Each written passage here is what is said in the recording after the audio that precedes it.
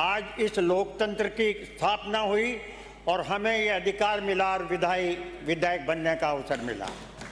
मान्यवर महात्मा गांधी ने कहा कि ऐसा कृत्य क्यों करें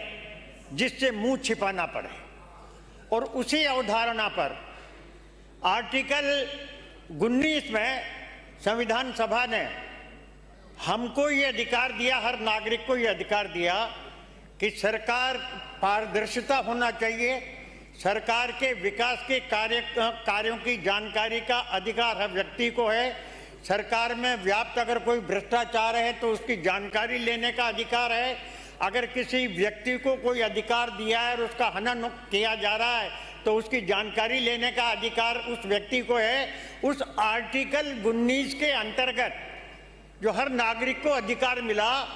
उसकी क्रियान्विति करने का सबसे पहला श्रेय अगर कोई है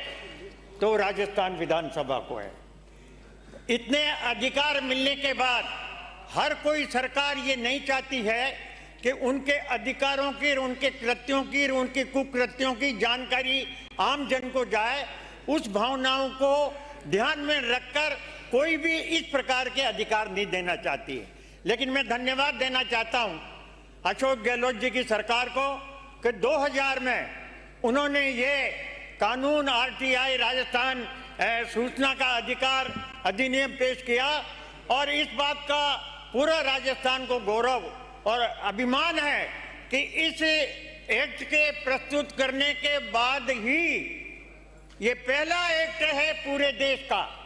कि जिसने ये अधिकार दिया कि पारदर्शी होना चाहिए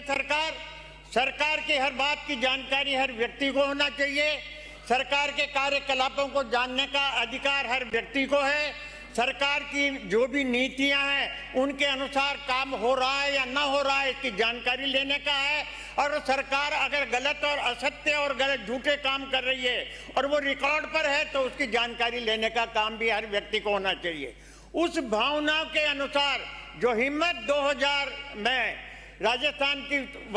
तत्कालीन सरकार ने जो की, वो पूरे राष्ट्र के लिए एक मार्गदर्शक के रूप में उस अधिकार के उस कानून ने काम किया है। और उसी के बाद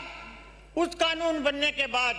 पूरे देश में 2005 में आरटीआई एक्ट बना, जिसके कारण इस एक्ट को रिपील करना पड़ा, और आज पूरे देश में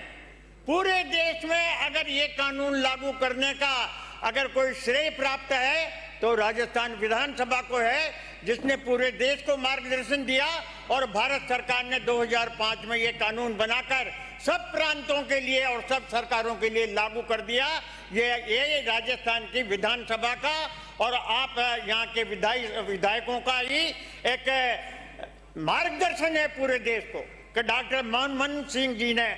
भी हिम्मत की,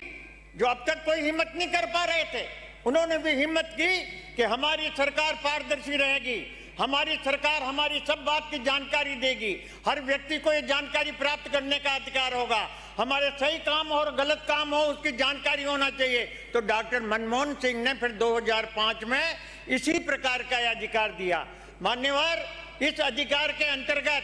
हालात बहुत खराब हैं। इस अधिकार का उपयोग करने वाले लगभग 2025 तक वर्ल्ड की जो रिपोर्ट है जो उसके अनुसार 100 आदमी मारे गए पूरे देश में आरटीआई का उपयोग एक्टिविस्ट जो हैं, और इसी प्रकार 180 से 190 व्यक्ति उनके साथ घोर मारपीट हुई है, और इसी प्रकार से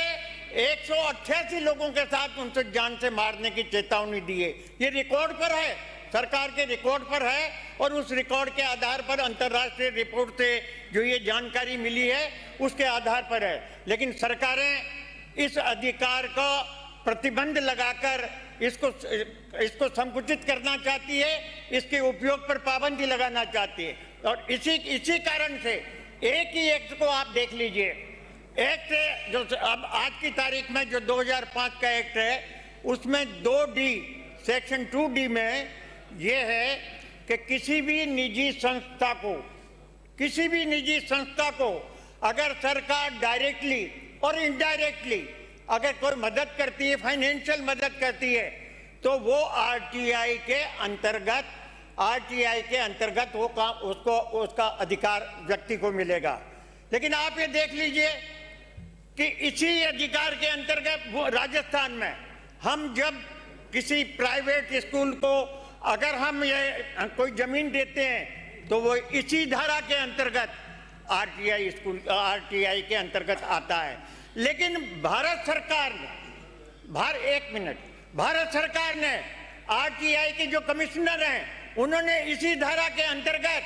जो राम मंदिर ट्रस्ट है उसमें जो 67 एकड़ भूमि जो भारत सरकार ने एक्वायर करके दी है उसको आरटीआई एक्ट में लाने से मना कर दिया। और हाई कोर्ट में कहा कि ये आरटीआई एक्ट में नहीं आता है। तो मैं चाहता हूं कि इस प्रकार के प्रतिबंध न हो और इसको खुले रूप में चलने दे। प्लीज बात होगी, आपकी बात